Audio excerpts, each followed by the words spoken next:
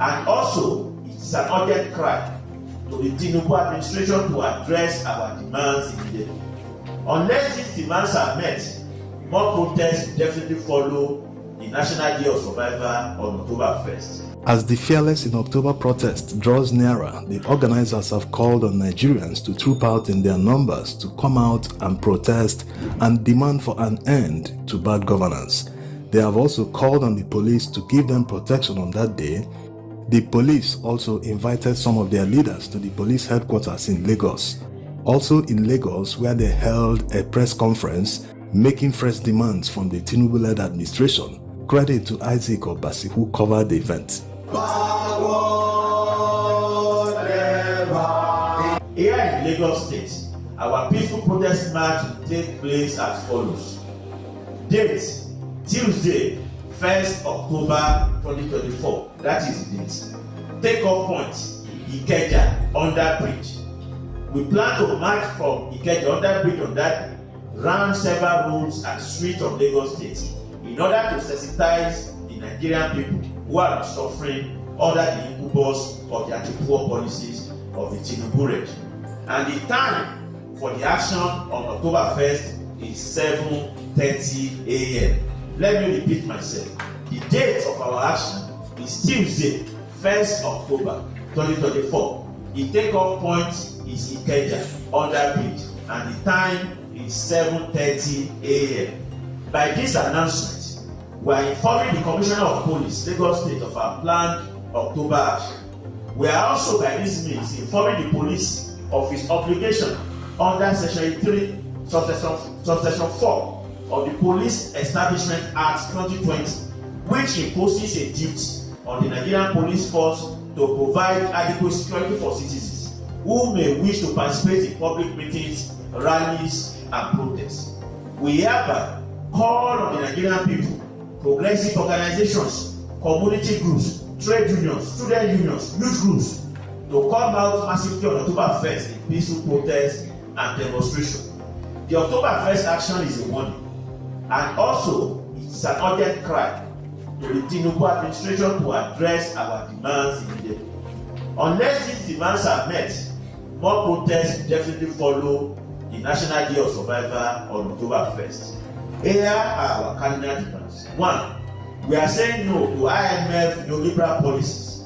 We are demanding the reversal, the hike in fuel price and electricity tariff back to pre-May 29, 2023 level. We are demanding that government-owned refineries should be made to work in order to guarantee affordable fuel products. Number 10, genuine electoral reform for independent candidature, diaspora voting, and a truly independent electoral body. Conclusion: one lesson that the past 64 years of Nigeria's existence has proven to us is that there can be no progress when the society is run to enrich a few at the expense of the mass majority. As things are today, the problem of Nigeria is not the absence of resources to make life better for all. Rather, what is happening is that the majority of the Nigerian people are wallowing in poverty, despite the abundance of wealth to make life better for them.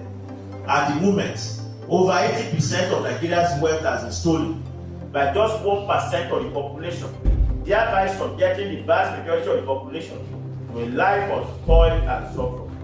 We need a different way of running our country, one that ensures that the country's wealth goes to meet the needs of all and not the greed of a few.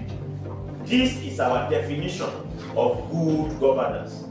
This is how we end poverty and hunger. This is how we can rescue Nigeria and restore its lost glory. We thank ladies and gentlemen of the media for listening to us at this press conference. And we do hope that we continue to enjoy your support in our long journey to freedom. And Luther continua.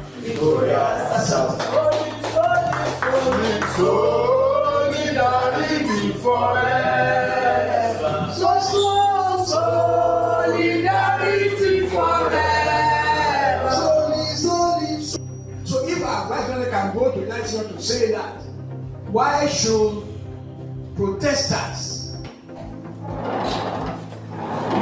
hoodwinked into prison in Nigeria. And before we got here, it is through this process of protest. Even the present president became popular because of activism. So, we are demanding, number one, the right to peaceful protest nationwide because of the reasons we have spread out. 10 demands. A responsible government, a democratic government that came to power through the ballot box should have been so committed to respond positively to these demands. They are not outrageous. They're very simple human demands for livelihood. You see, other countries of the world that we go to, the only thing that creates peace in those countries is social welfare infrastructure. They subsidize also every aspect of the life of their people. Why should our own be different? We individuals basically into a consistent state of non-existence. Because when you look at what is happening, you would have thought that this government would at least exhibit some feeling of sympathy with the agonies that apparently appears on the faces of our people. But that's not true. Instead of that, this government is committed, into taking the policies that have, condemned the mass of our people into the state we are in right now. What do I mean by this? Just some days ago, World Bank announced that another fund, another loan is ready, for this government to come and take. And of course, as you know, this government, this is a borrow government, a government that is committed into borrowing. The finance minister came out to say that yes, we are ready. She was literally, jubilating, at the press conference, that they are yet to take another loan. So that's the reality. We have a government that is committed into consistently taking the mass of our people into the states, and that is why resistance becomes very, very important. Which is why we are using this opportunity to call the mass of our people to come out to join, our struggle, because it is not the struggle of members of the